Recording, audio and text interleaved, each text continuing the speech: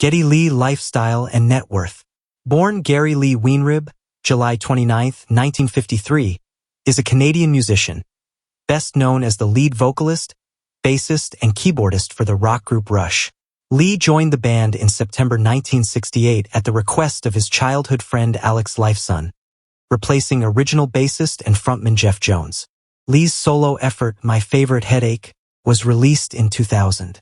Lee's style, technique, and skill on the bass have inspired many rock musicians such as Cliff Burton of Metallica, Steve Harris of Iron Maiden, John Myung of Dream Theater, Les Claypool of Primus, Steve DiGiorgio of Sodus, Death and Testament, and Tim Commerford of Rage Against the Machine and Audioslave.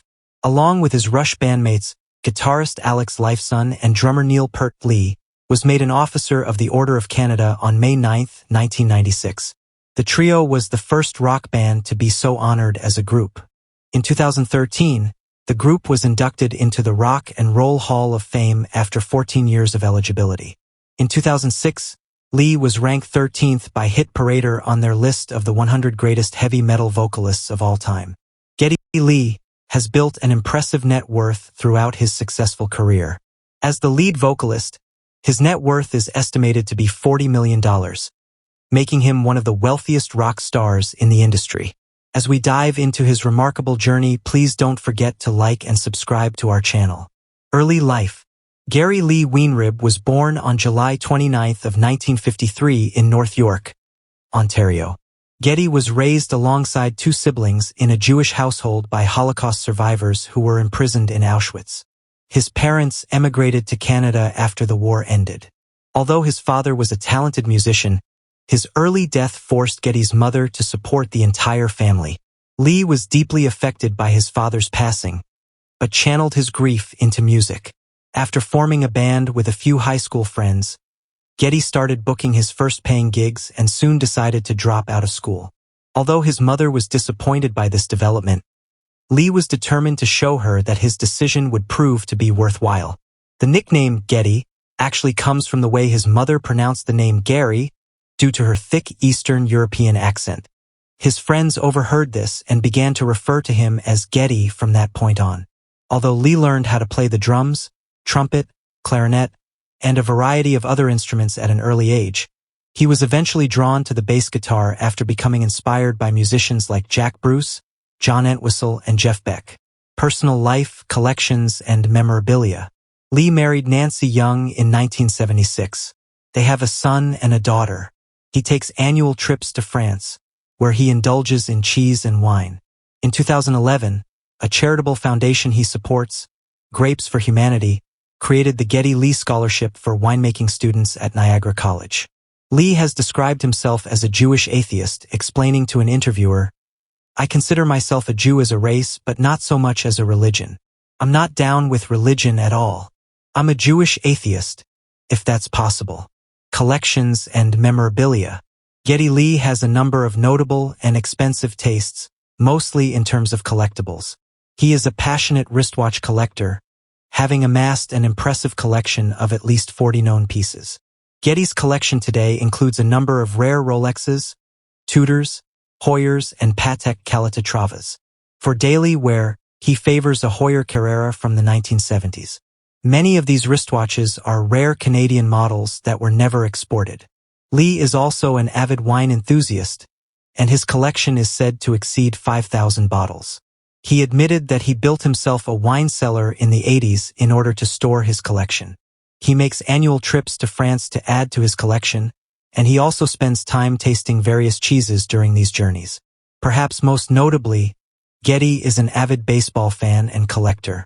He has collected a range of baseball memorabilia over the course of his life, and he once donated a portion of his collection to the Negro Leagues Baseball Museum.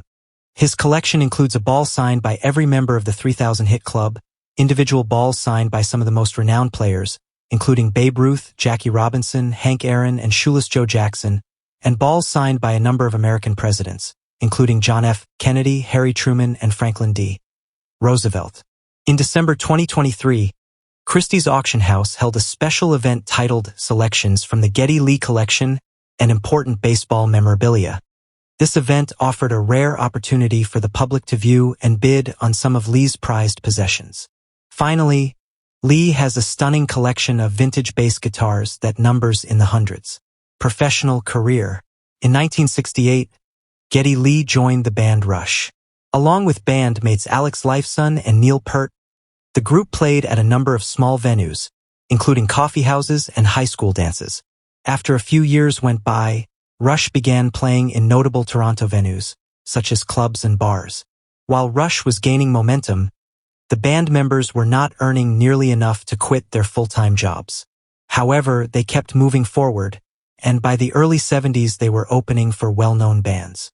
As they gained popularity, Rush started performing in concerts with bands like Aerosmith, Kiss, and Blue Oyster Cult.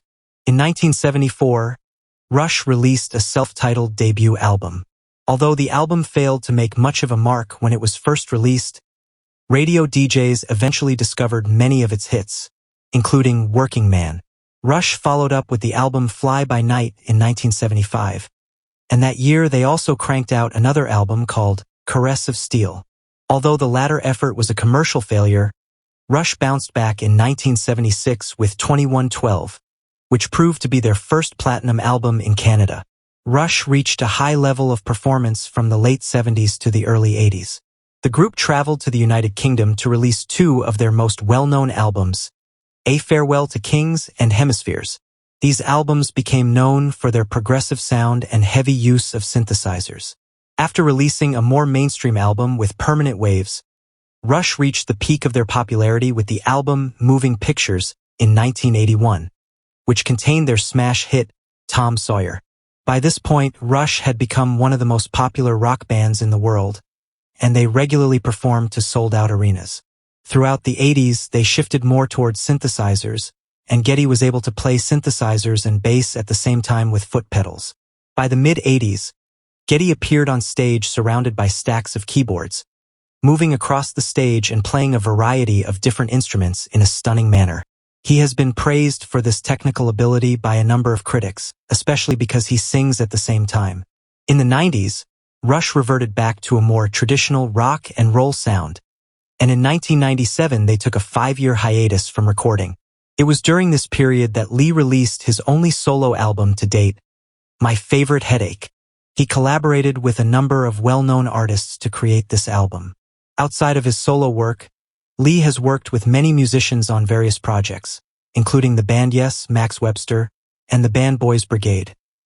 Thank you for watching. Bless up.